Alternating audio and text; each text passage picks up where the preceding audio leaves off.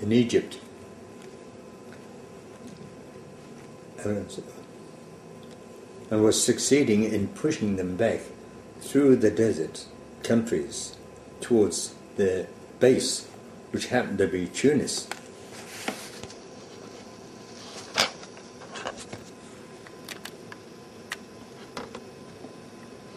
Our own units, along with some from America and some Free French units, combined with Montgomery's 8th Army, were able to defeat all the enemy armies in North Africa.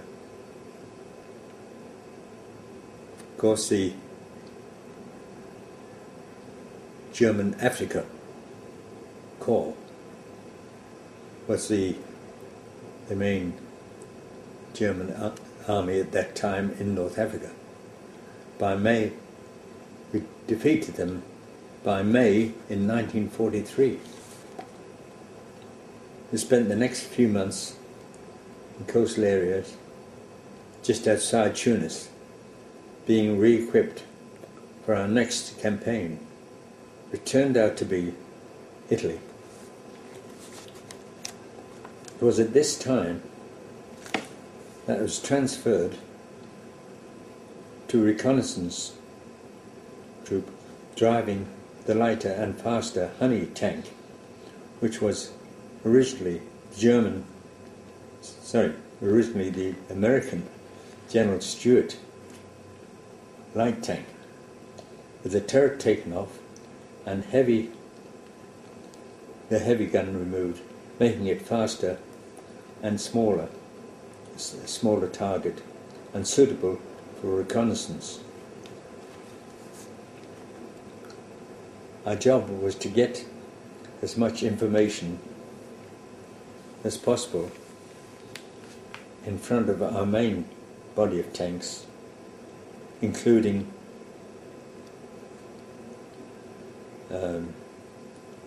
enemy observation positions at high ground or in high buildings.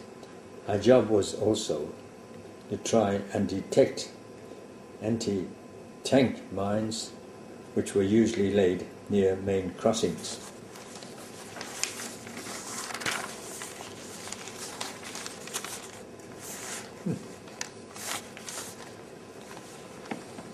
Our usual method was to try and attract fire from these high positions through driving close and firing a few shots at them. If we were sure a position was being occupied by the enemy, our heavy tanks dealt with them after receiving this information from us. This all helped in a quicker advance up to northern Italy and into Austria. Most days of our advance, our infantry units would come and take over our forward positions overnight, while the tanks pulled back a short distance to get fresh supplies and fuel, ammunition, water, and, if possible, a short sleep.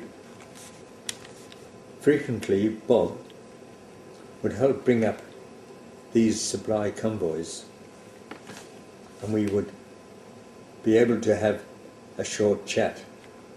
Letters from home would occasionally arrive, and it was always a concern of ours to find whether our families were safe, as Britain at this time was still being bombed during those years.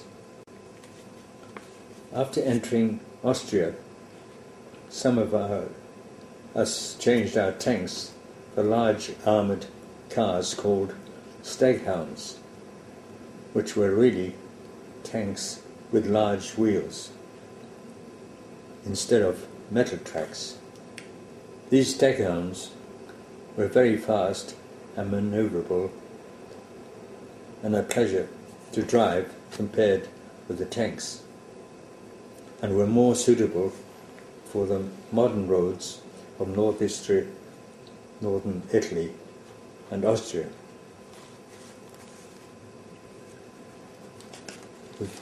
At this time we came across hundreds of displaced people fleeing from countries in Central Europe and every other country affected by the war. A language interpreter was selected as a co-driver and forward gunner for my stackhound, and this job was to advise various groups of these unfortunate people where a suitable camp was located to fit their particular nationality. After we had been in Austria for several months and the war in Europe over, we were suddenly sent to northern Greece, as we were told there was a threat of invasion from its northern neighbours, Yugoslavia. Fortunately,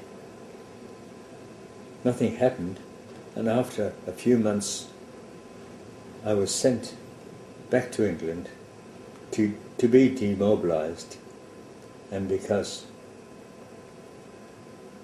and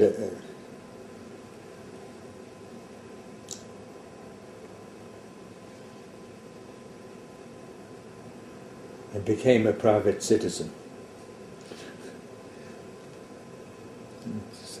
Rectify that, can't you? Yeah, easily. Yeah. I'll Yeah. type it all out. Yeah. What happens when you say demobilised? So Oh, basically the war had ended. They demobilised me, Yeah. and that meant I was no longer in the army. Oh, excellent. I became a civilian. I should put that in easier words, shouldn't I? That's all right. I said I became a private citizen. Yeah. Yeah. Anyway, during the next couple of years, I became a jack of all trades, a salesman, garage mechanic, a bus driver. Some of them just some of them, in 1949. In 1949, I decided to go to Canada and headed for Edmonton, Alberta, a 4-day train journey across to the foothills of the Rocky Mountains. That's what I was describing before. On that. Yeah. I had no trouble getting a job in the lumber camps, because I had my mechanical experience and of course they needed blokes anyway. They were willing to work. I needed the money too. No trouble getting jobs in a lumber camp. Did they put you up in a lumber camp? Did you? Yeah. That was actually a camp. Yeah, it was actually a camp. They had huts, and they fed you as well. Oh, excellent. Yeah, And well, paid you. there's no one else to No one else to do it. No, well, there's no